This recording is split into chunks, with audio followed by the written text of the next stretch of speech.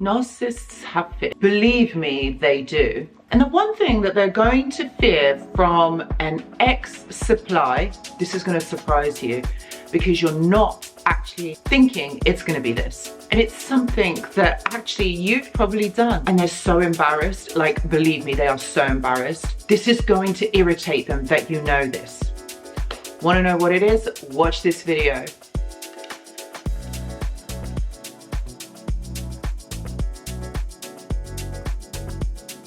Hello everyone and welcome back. I hope that you're all doing really well. So in this video today, we're going to be talking about what narcissists fear the most from an ex or a former supply. Now I guarantee you this is going to be something that you didn't think that they would not want a former supply to find out, and that actually a narcissist fear anything, but actually they do. And this fear is deep rooted because it triggers their core wounds. And when this happens, okay, this is what the narcissist is going to want to avoid. And this is why they go silent. This is why they do the smear campaign and the rest of it. But before we get into the video, just want to mention that I do go live every Tuesday on this channel. And if there's any questions or there's something on your mind, I would say come on over, because you've got a chance of it getting answered, whether I will answer it or the community over on the live chat that's going on. Guys, there is such a wonderful and caring, kind, compassionate community, and I am so grateful, so humbled to every single one of you. Do check out the community tab, because I do kind of talk on there or write on there when I'm going live and the topic that I will be discussing. And guys, the lives are a vibe. So come on over, get your question answered. I would love to see you there. Okay, so what the narcissist is going to fear the most, all right? Well, their fear, okay, let's just break this down. Okay, their fear is the fact that you leave, you abandon them. That is one of their core wounds, all right? So the narcissist is going to prevent you from leaving. Now think about it. How much or how many times in this relationship have they prevented you from leaving? And also, even after you have left, they have come back for you. So the narcissist does not want you to leave. So let's think about that. That is a fear. The abandonment for them is a fear, because what you're doing is you're rejecting them. You're walking away. That is the fear. They want you to stay. So the fact that you would walk away is when you see through them. That is what they don't want, is for you to see through them, to see or to understand them, to know that their traits are toxic. Look, at the end of the day, all right, they know what they are doing. They know on a level what they are doing.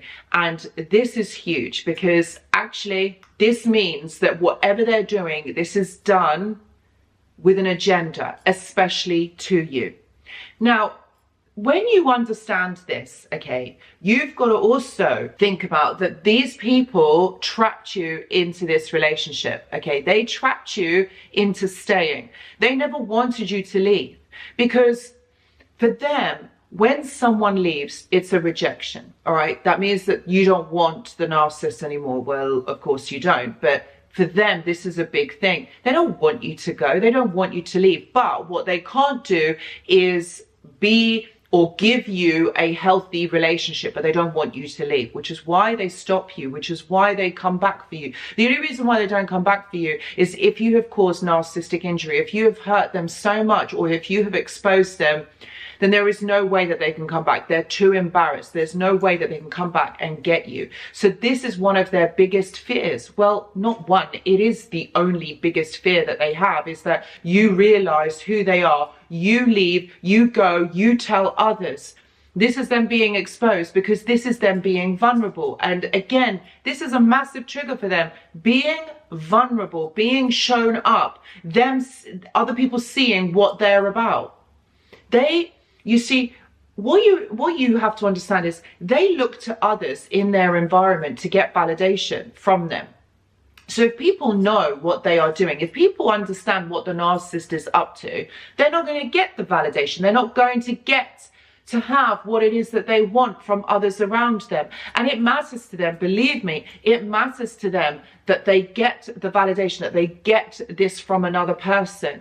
They don't like it that people leave or abandon them. This happened to them in their childhood. They were emotionally abandoned, and this caused injury to them. This caused an emotional breakdown. But at the time, the child, the narcissistic child, wouldn't have known that it is an emotional breakdown. So all they know is that it really hurt them. All they know that this was really difficult for them to handle. So this is what is really prevalent for them. This is what is really important, that you don't leave. You don't see what they are doing. They know. They have an agenda. They know what they're doing, but they can't change it, because if they change it, they don't get their needs met. So they're not going to change something where they don't get their needs met.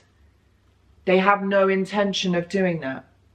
Why would they? If you're getting what you want, why would you need to change? And getting their needs met is the most important thing for the narcissist, because it means that they are accepted. It means that they feel loved and they've got the attention, which they never did get when they were children. So this is what really, really matters to them. And everything that they do is about that.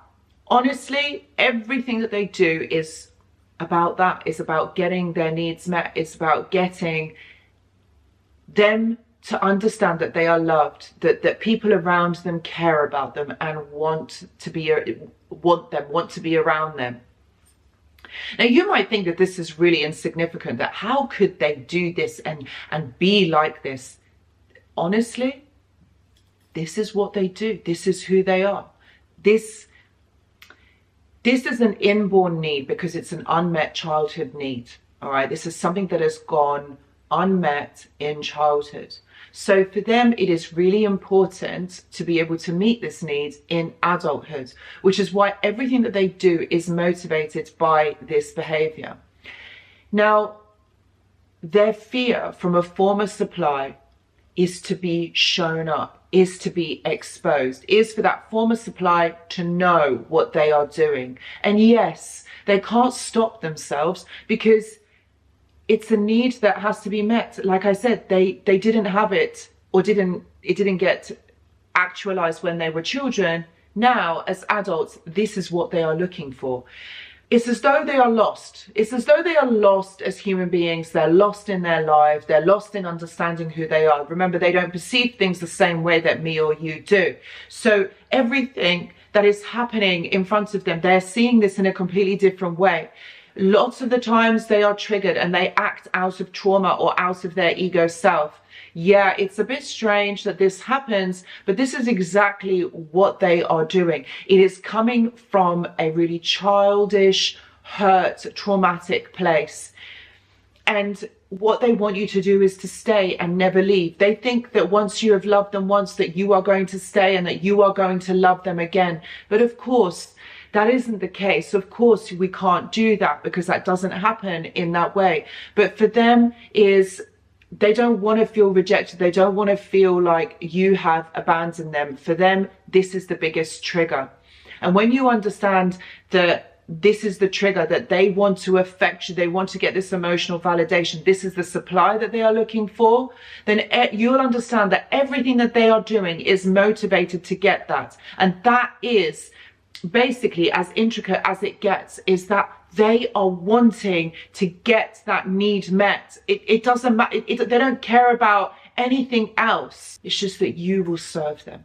You will give them what they want. And that's the hard thing about it, is, you know what, is getting that supply.